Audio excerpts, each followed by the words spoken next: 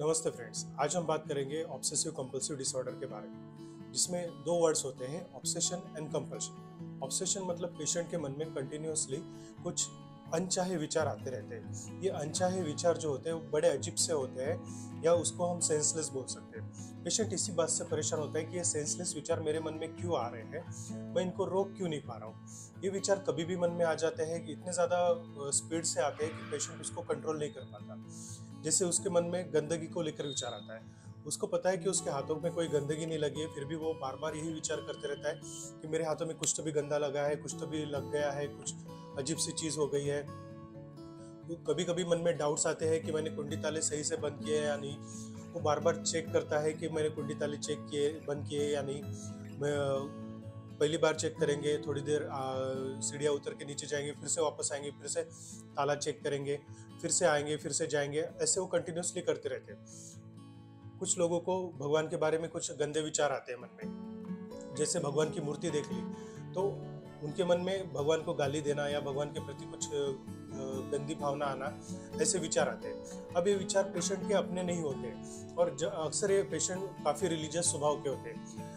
उनको ऐसे लगता है कि मैं ऐसे कैसे सोच सकता हूँ अपने भगवान के बारे में, अपने घर वालों के बारे में, अपने रिश्तेदारों के बारे में, ऐसी गंदी बातें मेरे मन में क्यों आ रही है। ये सोच सोच के वो बहुत ज़्यादा परेशान हो जाते हैं। कुछ लोगों को नीटनेस के बारे में ऑब्सेशंस होते हैं, यानी कि उनको ऐसे लगता है कि चीज़ें एक तरीके से रखनी चाहिए। सपोज अगर ये डेस्क है तो ये डेस्क में ये जो पेपर है ये पूरे तरीके से नीट एंड क्लीन होना चाहिए।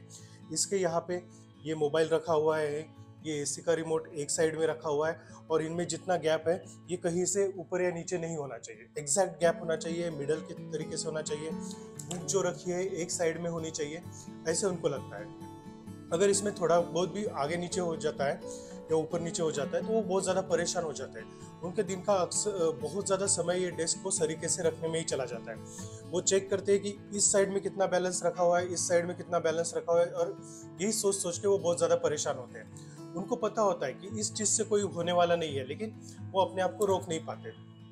दूसरी चीज़ होती है कि उनके मन में कुछ ऐसे विचार आते हैं कि मेरे घर वालों को कुछ हो जाएगा।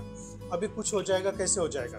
अगर मैंने सपोज चलते समय टाइल से तो थर्ड स्टाइल को स्किप नहीं किया तो मेरे घर वाले मर जाएंगे। अब ये थॉट उनके मन में आता है, इसकी वजह से उनको ऐसे लगता है कि अगर मैंने ऐसे थर्ड टाइल अगर स्किप नहीं की, या उस पर से जंप नहीं किया, या उस पर कुछ मैंने छड़ी से टक से नहीं किया, तो मेरे घर वालों को कुछ हो जाएगा, मेरे बच्चों को कुछ हो जाएगा। और यही सोच सोच के वो बार बार थर्ड टाइल स्किप करते हैं और उनका पूरा समय इसी में निकल जाता है। अक्सर वो देखते हैं कि अगर घर में कोई गैस का नॉब है या हीटर का बर्नर है, ये मैंने सही से बंद किया या नहीं। उनको कभी कभी ऐसे डाउट आता है मन में कि मैं अपने घर वालों को कुछ नुकसान पहुंचाऊंगा। जैसे अगर कोई लेडी है और उसका नया बच्चा, अगर नया जन्मा बच्चा है, तो उसके बारे में उसके मन में आता है कि वो उसका ख्याल रख पाएगी या नहीं। अब ये ख्याल ज़्यादा बढ़ते बढ़ते जाता है और उसकी वजह से उसके मन में ऐसे डाउट आने लगते हैं कि कहीं मैं अपने बच्चे को मार तो नहीं दूँ। अब जैसे ये ख्याल आता है वो बहुत ज़्यादा परेशान हो जाती है, घबराहट हो जाती है। वो उसको हमेशा ऐसे लगता है कि वो कहीं चाकू लेगी और अपने बच्चे को मार देगी। ये कॉमन टाइप के थॉट्स होते हैं। अब इन थॉट्स को रोकने के लिए व्यक्ति कुछ ना कुछ एक्शन करता है। जैसे अगर ये वाले एग्जांपल में मैंने बताया कि उसको अगर ऐसे लगता है कि थर्ड वाली टाइल स्किप करनी है, तो वो दो स्टेप सही से चलेगा, लेकिन थर्ड स्टेप पे वो जंप करेगा। अगर कुंडी ताली चेक करने की आदत लग गई है तो बार बार कुंडी ताली ही चेक करते रहेगा, उसको घर से निकलने के लिए आधा घंटा लग जाएगा।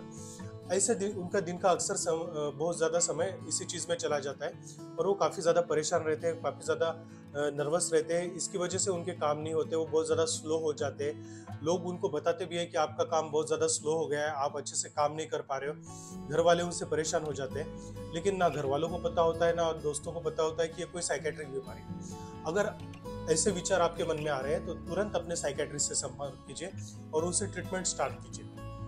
देखिए, ऑब्सेसिव कंपल्सिव डिसऑर्डर बहुत ज़्यादा इनकैपेसिटेटिंग होती है, यानी कि जो व्यक्ति है वो अच्छे से काम नहीं कर पाता और वो अपनी ज़िंदगी को सही से जी नहीं पाता। लोगों के इसमें बहुत सारा समय चला जाता है। मेरे एक पेशेंट थे, जब वो मेरे पास आए तो उन्होंने बहुत ज़्यादा डॉक्टरों के पास कंसल्टेशन किया था, लेकिन किसी डॉक्टर ने उनको रेफ़र तक नहीं किया था। लास्ट में जब वो मेरे पास आए तो 1 महीने तक जब मैंने मेडिसिन स्टार्ट किया तो धीरे-धीरे करके उनको इम्प्रूवमेंट आया। लेकिन जब उनको इम्प्रूवमेंट आया तो उनका सबसे बड़ी दिल को छू जाने वाली बात एक कही उन्होंने कि मेरी जिंदगी के 5-6 साल वेस्ट हो गए। अगर मुझे पहले ही पता होता कि ये कोई बीमारी है, तो मैं ट्रीटमेंट ले लेता और नॉर्मल लोगों की जैसी जिंदगी जी लेता।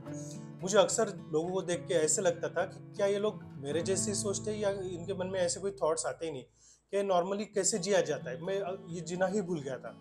तो इस बीमारी को आपको लाइटली नहीं लेना है। अगर आपके जान पहचान में कोई ऐसी व्यक्ति है कि जिसको इस तरीके के सिम्टम्स होते हैं, जो बहुत ज़्यादा स्लोली काम कर रहे हैं, बहुत ज़्यादा चीज़ें नीट से रखने की उनको आदत है, बहुत ज़्यादा वो भगवान के प्रति भक्ति भाव रखते हैं, या उनको कुंडली ताले चेक करने की आदत है, बार बार हाथ धोने की आदत है, तो प्लीज़ उनको सजेस्ट कीजिए कि साइकेट्रिस्ट के पास जाए और ट्रीटमेंट लें। देखिए, अगर वो ट्रीटमेंट लेते हैं तो उनकी लाइफ ठीक हो सकती है और वो अपनी ज़िंदगी नॉर्मल से जी सकते हैं। तो मैं आशा करता हूँ ये वीडियो आपको पसंद आया होगा और आप अपने दोस्तों के साथ और रिश्तेदारों के साथ इसको शेयर करेंगे। धन्यवाद।